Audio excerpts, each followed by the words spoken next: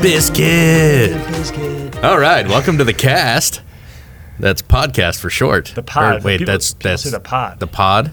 But is that pod only or the cast? Is that there's that? Who's that sports guy? That sports guy, the guy from Boston. Like friend of the pod is like his thing, right? Oh yeah. I don't know. I think if we had a name for our podcast, we would just skip over all of this and just say, "Welcome to whatever this thing is called." Yeah. Which I'm sure someday we'll figure that. I don't know. Maybe we can just, we can't name it the unnamed podcast, but I think we can just get by with that with just putting spaces. Never in. actually. Yes. To find our podcast, search iTunes for space. That's 8 spaces. Yeah, sure. All right. So anyway, I'm Ben Oliver. I'm Justin Plant. We're the co-founders of Storyboard Media and the co-hosts of this as yet unnamed podcast. Before we jump into our topic today, which will be the video Reformation, I'd like to welcome a new sponsor to the show. Clyde Burlingworth's Foot and Baking Powder. Put some in your shoes, then put some in your cookies. Clyde Burlingworth's Foot and Baking Powder, coming soon to an Etsy shop near you. And fun little fact, you can put it in a lot of other places. Oh, I'm sure. I can imagine the marketing meeting they had coming up with that tagline. Put some in your shoes, then put some in your cookies. I mean, it just feels like a Mad Libs creative exercise. Yeah. Where's all the places we can put Clyde Burlingworth's Foot and Baking Powder? That name is so catchy. I know, right? And it's not even like it sounds like it's an old-timey thing. Yeah. But it's coming soon to an Etsy shop near you, which means it's brand new to market. Wow. Yeah. Well, we're just happy to have him as a sponsor. Clyde is a darling man. Fan of the pod. Okay, anyway, so our topic today, the video Reformation, and we're going to kind of be digging into our manifesto, which came first? Did we identify the Reformation first, or did we kind of start creating these 95 don't worry, they're only like 7 or 8. The 95 theses of these. No, I mean it was this it all stemmed from this nagging of like people aren't videoing well, and we need to lead that charge. Okay. There are problems with the way things are being done. And no one's saying anything about it. Not nobody. There are others out there who think well about video, think right. And who write well about video. Smartly. I think part of it too is just that evolution that we've talked about before. From a production company to a video agency, having these clients and having these experiences where we see that there is so much more to video than just the production of the video. I mean, obviously we would address that in the first couple episodes with the 7 phases of video. But yeah, I feel like it's kind of our responsibility to be the flag bearer for what it takes to, as we say a lot, practice effective video for business. Yep. As we go through these, I think it's important to mention we're seeing this through the lens of B2B video. Right. So there are things that we'll say in here about revenue teams and sales teams and stuff like that. It's because we generally only work with B2B companies. So wanted to put that out there. Yeah. Okay, well, then I think the best way to do this then is to just kind of break it down into its pieces, our manifesto, break it down into its pieces. I think it's worth reading through them, and then we can kind of discuss them.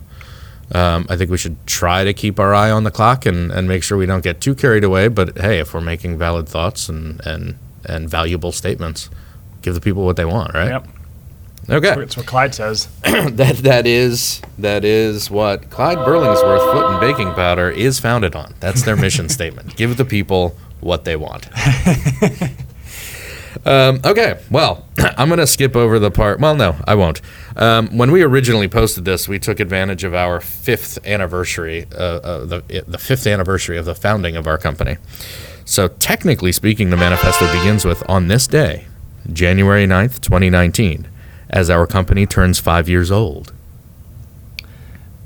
We are redefining the word video. Video is a practice, not a deliverable. It is not merely the result of writing, shooting, and editing footage into a compressed digital file. Video is a continuous cycle of strategizing, planning, creating, producing, distributing, promoting, analyzing, and applying what you've learned to the next iteration.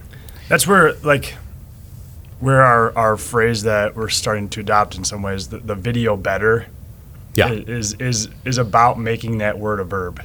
Mm-hmm.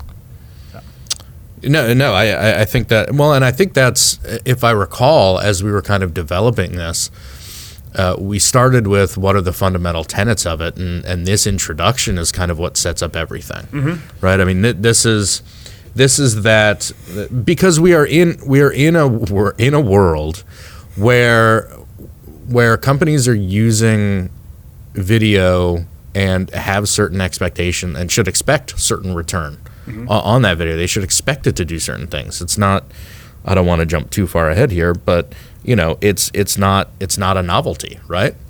So I think it's important that people start to understand that. Well, I think it's important that people understand that we get annoyed when people use video as a noun, but I don't expect everyone to start using video as a verb like day one, but that there's more to it than just making this thing, because it's just, we've just been so involved in so many projects where it was just about creating that one video without considering anything else, that all that other stuff is really necessary, and so this kind of sets up really what we're talking about here. Okay, let's take a look at the next paragraph. Yeah, we're not making it too far without these annotated breaks here. Yeah. That was me who jumped in. My fault. Should I take it? Sure. And when it comes to business, video is no longer a novelty, but a necessity. And because it will be an integral part of our business, we must aim for our video to be effective. Effective video helps us achieve our desired future state. Effective video helps our prospects and customers achieve their desired future state. Effective video allows us to learn about our viewers as much as they learn about us. So in order to practice effective video for business, we will follow the rules below as if our jobs depend on it.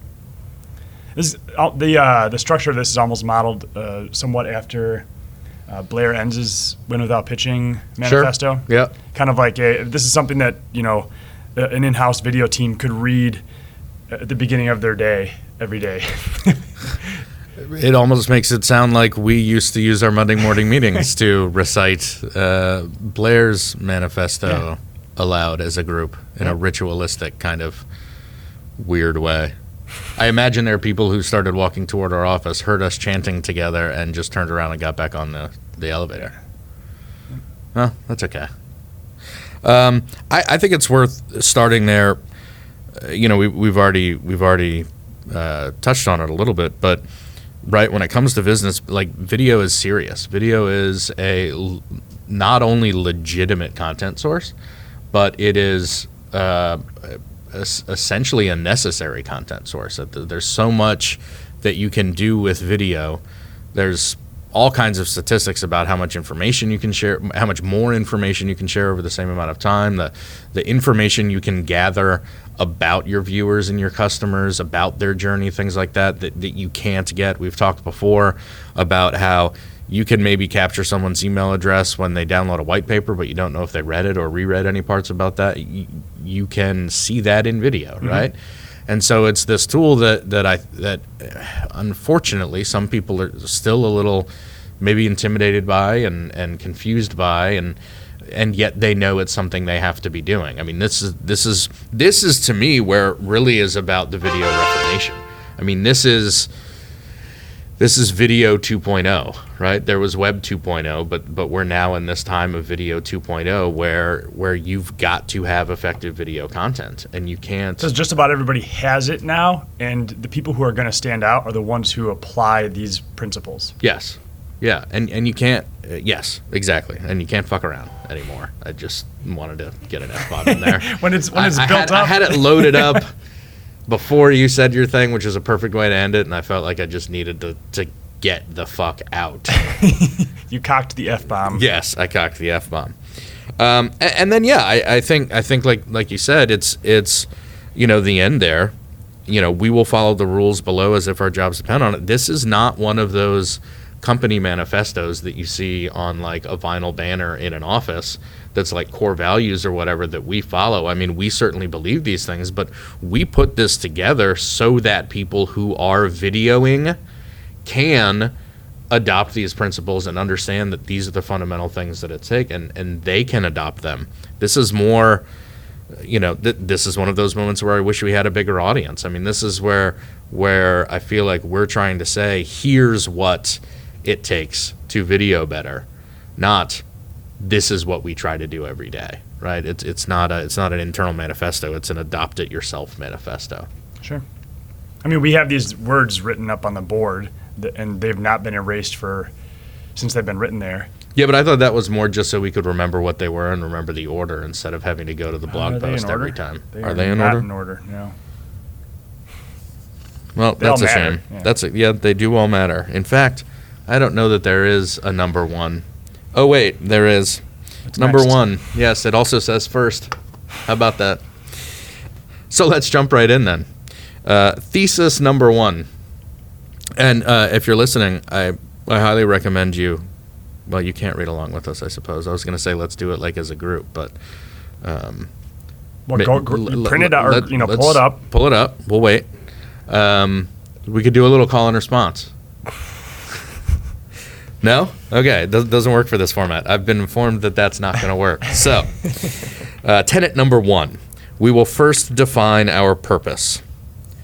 Above all else, our video content must be carefully designed to serve a singular purpose. The purpose of each video may be informed by company goals, business unit goals, or personal goals, but the purpose will always be clearly stated before any video is produced. That's just beautiful writing right there, is it not? I don't know if I was paying attention to the words. I was just reading the squiggly lines on the page. So what does all that mean? Well, we try to start with the end in mind. When we're working with our clients, we try to figure out what are we looking to achieve and work backwards from there. And the most important thing is, like, what goals can we affect by creating this video? What is your quarterly marketing goal that we need to affect, and how can we drive value within your organization?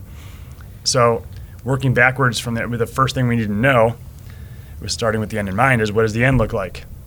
So that's why we need a purpose. It helps. Well, and I think that goes back to the desired future state too, from the previous paragraph, right? I mean, what do we want the future to look like, and how can these videos help get us there? Yes, that's a good point. I'm glad you kind of clarified that, because we use that term a lot, so we just kind of skipped over it. But no, I think it's for me that this one is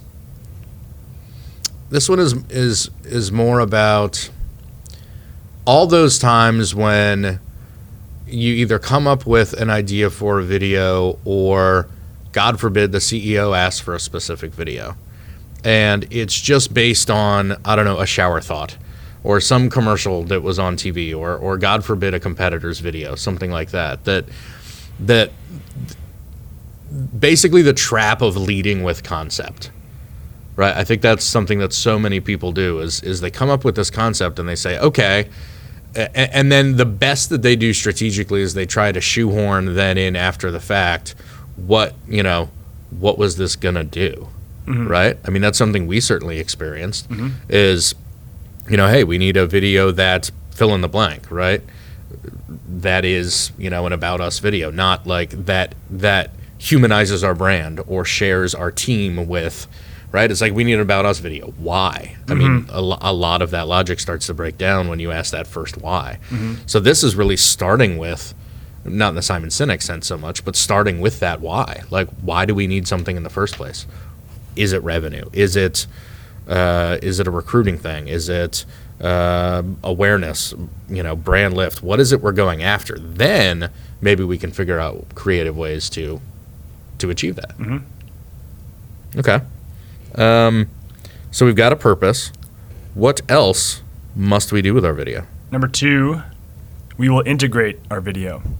Our video must integrate with our marketing, sales, and customer success technology so that our revenue teams can leverage the data we uncover in a way that serves our purpose. Do you feel like we should stop there for a second? Yeah, I think that's a good. There's a lot in there. Yeah. So whether you're using YouTube or Vimeo, Wistia, Vidyard, Brightcove, anywhere up and down that spectrum, there is data that is being generated by viewers.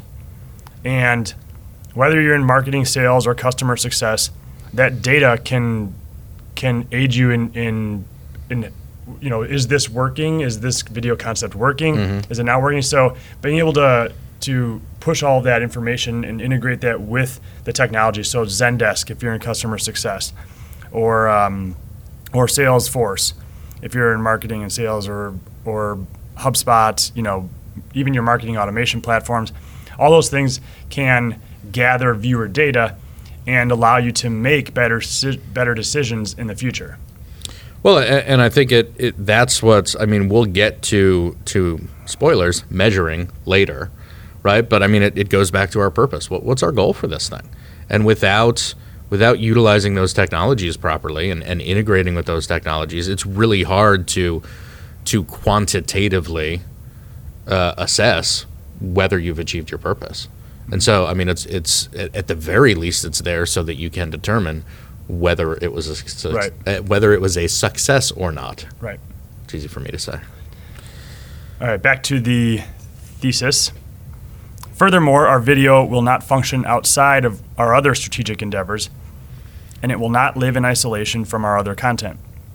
It will complement and amplify our company culture, our brand voice, and our existing/future content, including our other videos.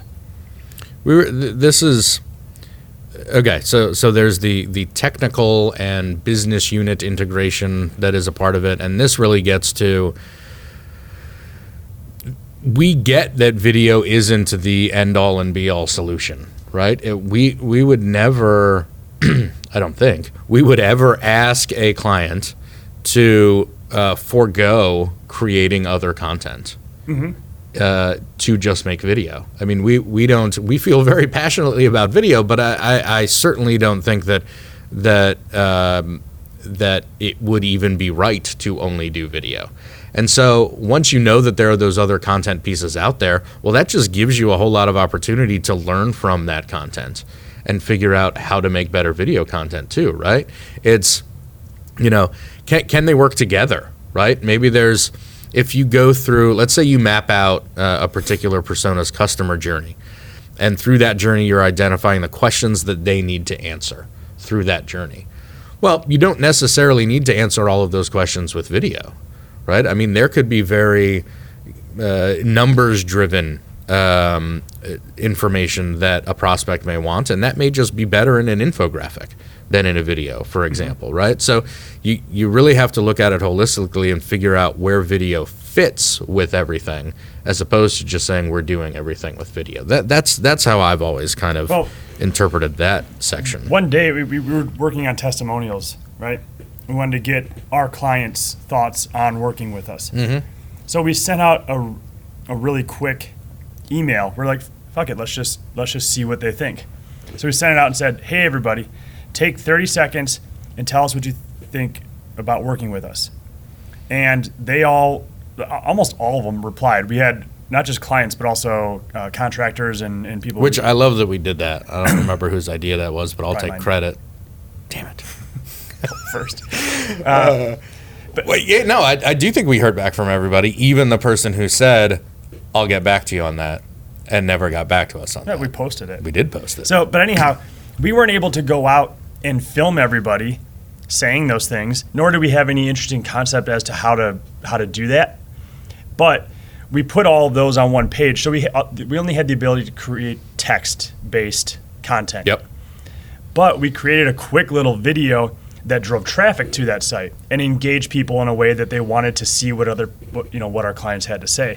So instead of just saying, hey, look at us, look at what our clients think about working with us, it was a fun way to get people to engage with our brand and see what it's like to work with us. So we use video as sort of like a little teaser piece Yeah. where we couldn't use video otherwise. Well, and when you go to the landing page too, I mean, there's the teaser video at the top. Then in text is all of those testimonials. Yeah. And then at the bottom is another video that's a supercut that's just even crazier. I highly recommend you visit whatever page that's on our site. /people-like-us. All right, storyboardmedia.co/people-like-us to check out that testimonial content, videos, and Warning. text. Mustache. Yes, mustache and late 80s, early 90s dating video feel. It's kind of horrifying in some ways. Yes, I but really got also into arousing. character. Yeah. It's equal parts horrifying and You will be arousing. very confused about like the sexual experience you're about to encounter. Or the business experience you're about to encounter. Yeah. Maybe we lost. A little both. Maybe we lost focus on don't that. know. Either way, I think people will be horrified or excited to work with us after watching it. Maybe we should rethink some of that. Anything else on integrate?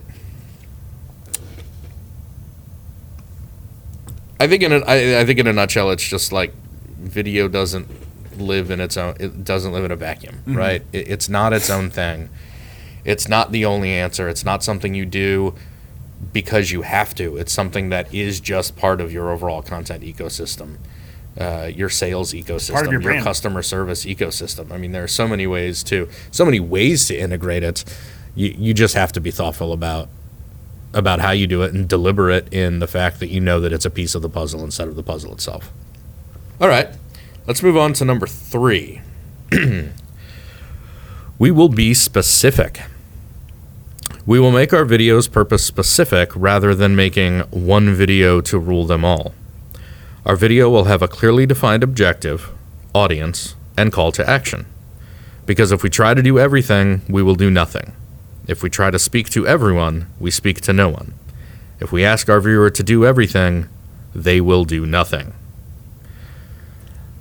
It's all, echoing a lot of what Seth Godin has built his brand on, which is if you have a product that is fantastic for any number of uses, don't talk to everybody. Think of the one person who should be using this and talk to them. Yeah. Think, actually picture who that is. If it's your cousin or your teacher from second grade, picture that person and talk to them, because that's how they want to be talked to. And you would be surprised at how authentic that starts to sound and how efficient your communication is when you picture that one person. I think so much of this one for me comes down to, for me, a lot of these are I don't want to say reactionary, but they're based on prior experience, right? And it's I get where people are coming from, but it's so easy to fall into the trap of wanting to just make one video, and so you try to cram everything that you can into it. And I kind of get logically how that might make sense to some people, right? We have a limited budget, we have limited resources, we can only make one video, we got 6 products, we got 18 personas. Let's make sure that we're putting this thing on above the fold on our website and everyone's going to see it. Let's make sure that we are addressing everyone. I mean, that's a little bit, that's a little much, but I kind of get the logic of trying. It seems efficient. Right. And yet, when you do that, you water down. I mean, if you're spending 25% of your video talking to one specific audience, you're alienating the other 75% of your audience. Even if you're going to get to them later, they're just going to check out. They're not going to patiently wait in line to get to the part of the video that speaks to them, right? So if you've got, it's just so much more effective to make 3 videos if you've got 3 personas, because you get to talk to that one person. You have to talk to that person in 3 different ways, those people in 3 different ways. So you might as well make the 3 different videos. And honestly, for anyone who's thinking, but isn't that 3 times as expensive as making the one video? I mean, not necessarily. Oftentimes there's a whole lot of efficiencies there.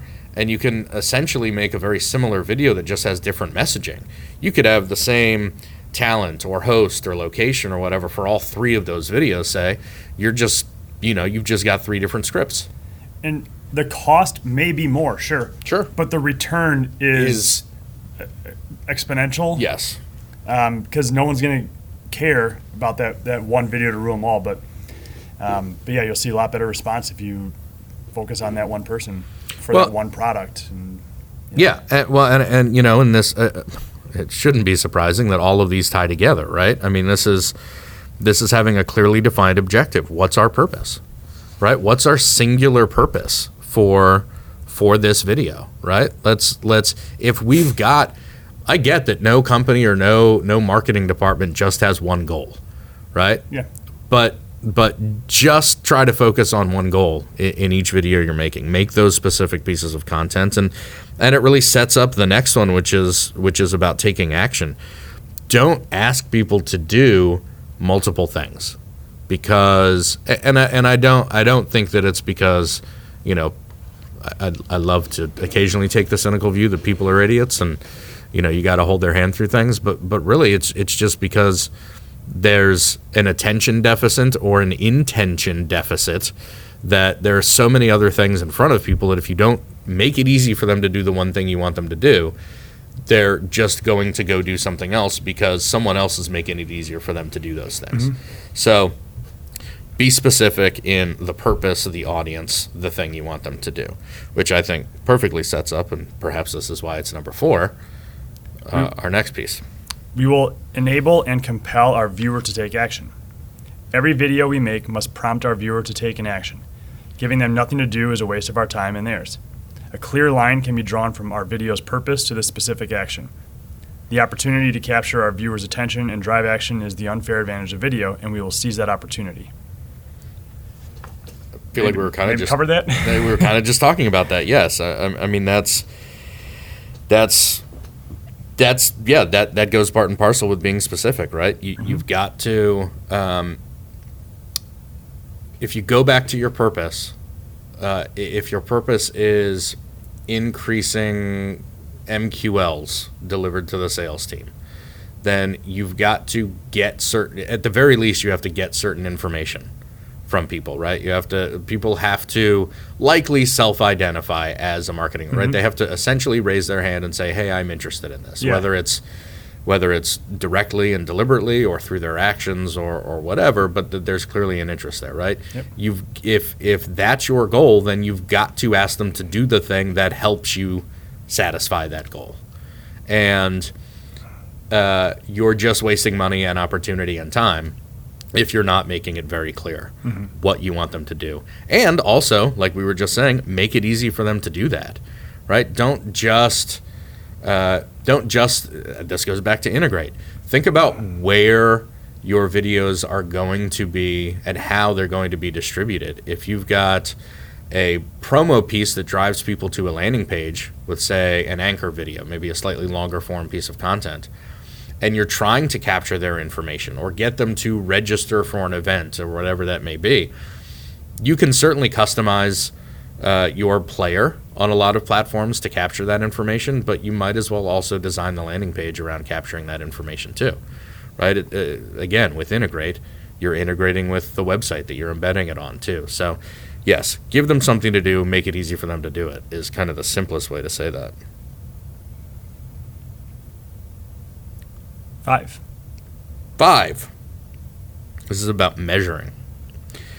We will measure and learn from everything that can be measured. In an effort to always improve, we will learn what we can from our video performance and the viewer's behavior. The better we measure, the more we can learn. We will resist the urge to favor vanity metrics like view count and play rate in exchange for results and company wins. Is that your parenthetical voice? Yes. And learn from. Yeah, it's I like to call it super radio voice. Because, just the natural radio voice that just kind of kicks in, and then the parenthetical is and learn from. Okay. It's about creating a soundscape for our listeners. Thoughts on measuring? It's not that views and play rates don't matter in certain situations. Sure. It's that it like sometimes that's all you get with with YouTube embeds, but sometimes that's what you want to. Wait, what was I? I said, what did I originally say? It's not that those don't matter. It's not that they don't matter. And then I feel like you were going to contradict your own setup there. It's not that they don't matter. It's just that typically, may I? Please, yeah. I mean, I was about to go, but yeah, I know what you were going to say. It's not that they're completely irrelevant. It's that there are much more valuable metrics that you can measure that are much closer tied to the purpose you laid out in the first place. Mm-hmm. Did I get it? Yeah, it was close. Okay. I stumbled over a couple words. Yeah. You would have been a little more eloquent. Okay. Yeah. I get that. I could feel that coming. No, and I think too, this is, we will measure and learn from everything that can be measured. This is not just about a pile of data. Right. It's not just about data and even being able to say, here were our initial metrics of success, and by these numbers, we satisfied that, so yay, we won. It's also about what we can learn from our viewer behavior, just as much as we can learn about whether we did it right. So many companies have varying amounts of information about their customers' actual journeys. They have certain assumptions, they've set up things certain ways, but video is a great way to actually test those assumptions and those journeys that you've set up. You can strategically put content throughout that journey and then look at how people are engaging with it. And if there's content there that people are skipping over, if they're going straight from video 4 to video 6, then obviously by that point, whatever you're saying in video 5 probably isn't that relevant to them, and that helps you kind of tweak potentially that journey too. Mm-hmm. So it's not just measuring isn't just about metrics of success. It's also about what can you learn about your customers along the way. Analytics and insights. Yes. Well, and that's a key part too, because numbers are just numbers.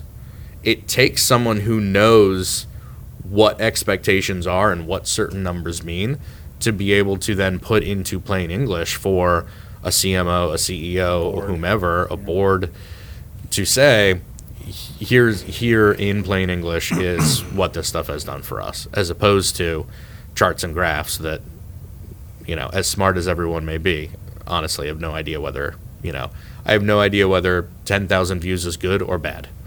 Yeah. All right. Shall we move on to number 6? Sure.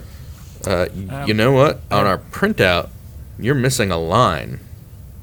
So how about I give you this one? How do you know? So I wrote in, because I checked them when I printed it, and there's one line missing. So I wrote it in on mine. But Gotcha. Oh, there's no parenthetical voice. I don't get to do that. Good luck trying. We will ensure our objectives are attainable. Despite what may be lofty ambitions, we will not allow a perceived deficit of resources affect our ability to practice video. This means establishing attainable objectives and setting realistic expectations. When we establish our budgets, timelines, and metrics of success, we will not see these constraints as obstacles, but as opportunities to make better decisions and better video. I was kind of hoping you were going to read the one line that I hand wrote out in a different voice than the printed voice, but that's okay. I wasn't sure I was going to make it through there. Well, I wrote it for me, not for anyone else. Did it. Okay, attainable. I'm just going to go back to... This is one of my favorite ones. I know. I'm going to go back to what I was saying before about a lot of people are kind of confused and intimidated by video, right? They think it's expensive. They think it's complicated. Don't be. Mm-hmm. It's not. Don't be doesn't work for there. It's not, right? I mean, it doesn't have to be expensive. It doesn't have to be complicated. It's so important that you be doing video that whatever you've got, you can make that work, right? Mm-hmm. You don't have to hire a videographer. You can, in certain situations, use an iPhone and make perfectly acceptable and effective content with an iPhone and, someone in your marketing department. And you don't have to hire a company to do a big, big budget production, something like that. If you don't have the if you don't have an entire staff of people to come up with creative treatments and write scripts and do all that kind of stuff, great. Just simplify, right? Mm-hmm. It's not about what you think your expectations are for video content. It's about what you can actually make with what you have. In our sales process, when I'm talking to a prospect, I generally don't ask, what's your budget? I ask about resources. What resources do we have? And that definitely means money. Like, has money been allocated to this? Yep. But also, how much time do we have? What sort of human resources do we have at our fingertips? Like, are we going to be filming your people in some way? Can we use your office as a location? And other resources, like what tools do you have at your fingertips, like Vidyard or whatever, where we can make better decisions. All of this is about helping make decisions. Yeah. That's what I mean. When we started this company, one of our favorite things was creativity comes from constraints, and freedom from discipline. Well, and I think we've learned also, maybe even relatively recently, that we've gotten to a point where we're so used to applying creative thinking after the strategic thinking has been done. And so we've had some clients recently say, hey, what if we did something like this? I'm finding that we're incapable of making creative recommendations that we believe in, because we can't root them in any strategic decisions, because there isn't any strategy to that. And so, I mean, certainly we just guide those clients through that process of kind of setting those constraints. But I mean, when we first started, we would have taken the same request and we would have spent 2 weeks coming up with a couple different options, put budgets to them and pitch it.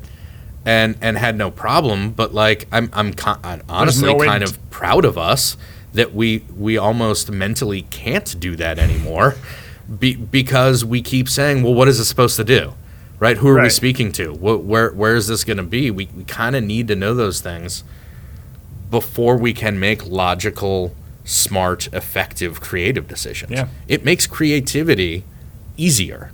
Yeah. When you have those things laid out. Definitely. And so see those constraints as things to help you move through your decision path. Mm-hmm. Okay. So basically, we may be expensive, but you don't have to spend a whole lot of money to make video. Yeah. Okay. We're not expensive. What? We're not that expensive. No, we're not that expensive.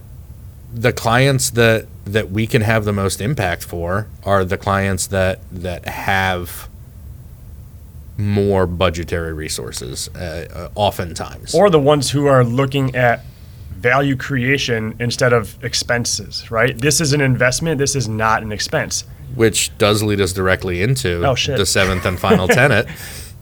We will see video as an investment, not an expense. Video often costs money. And when a business spends money, the expectation will be that there is a return on that investment. We will treat video the same way. We will set out to create video that has a positive, measurable return for our business. As the most engaging and measurable content out there, video can and should make the company money. Yeah, I think that ended up being a perfect lead into that, right? I mean, I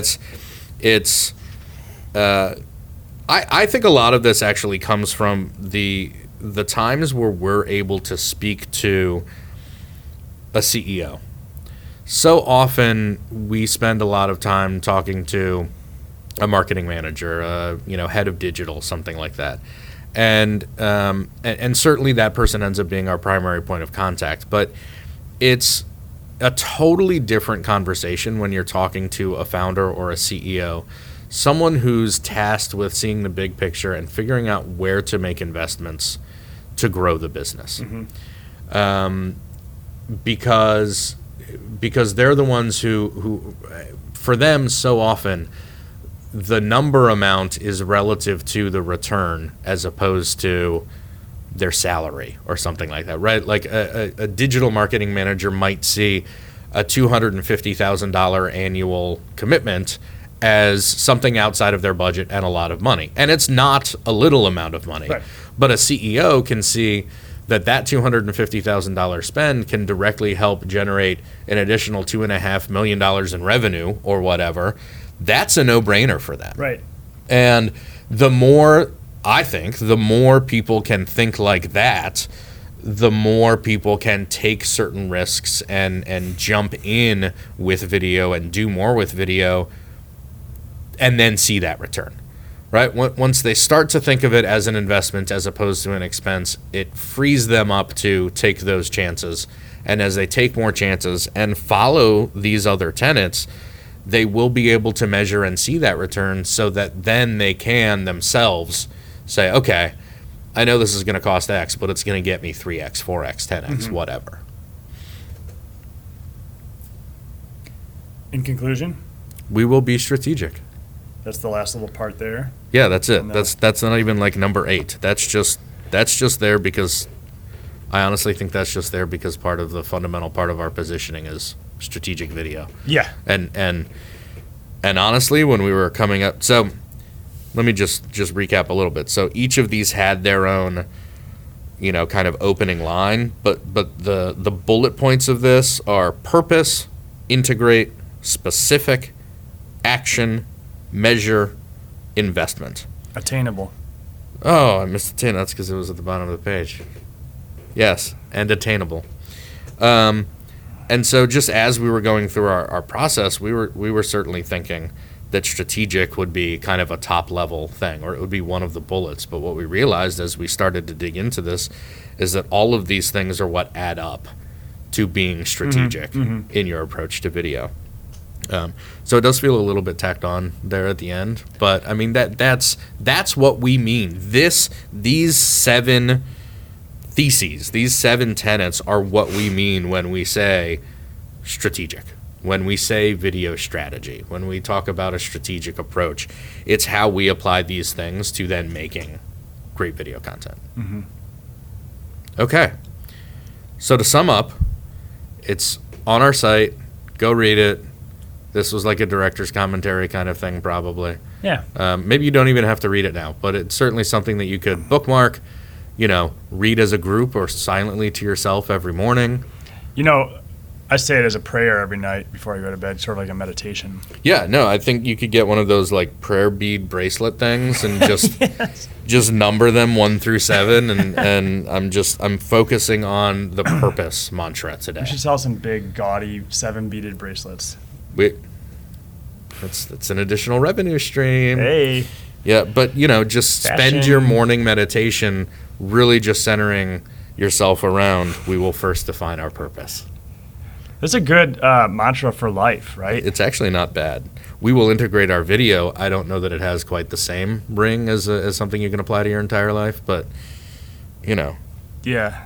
I will define my purpose. Work on that. Feels like an existential kind of question. All right. I think that's all that we have to say. That's fantastic. That's good. Thank you, Clyde. Thank you, Clyde Burlingworth Foot and Baking Powder, for their sponsorship. I'm not sure this will extend anymore. Clyde Burlingworth Foot and Baking Powder. Put some in your shoes, then put some in your cookies. Clyde Burlingworth Foot and Baking Powder. Coming soon to an Etsy shop near you. We'll put a link to his coming soon site. Yeah, no, and I imagine we may actually waste time on putting that together just to run the bit through. So I believe our exit music should start right about now, and it'll just kind of like ramp up slowly, as then I think we should maybe have some banter back and forth and have it just kind of fade out into silence. Right, yes, no. So, big weekend plans. Big weekend plans. Yeah, oh, yeah, you're going to the Driving beach. to the beach. Yeah, that sounds fun. That's right. Yeah, you'll be there a week. Yeah, I got a 5-hour car ride with 2 kids. Wow, it And a looks dog like and a wife. I'm going to have a better weekend than The you. dog came before the wife. No, I know. Yeah, no, your dog. Well, it's funny because the dog is going to be sitting in the front seat. Really? Yeah. Is there room? Oh, you're probably taking her car. I'm taking her car, and Jen, there's no way that dog's going to sit in between 2 kids and not lick them or freak the fuck out. So, Oh, okay. Yeah, no, that makes sense. so Jen's going to sit back there because she's crying or whatever.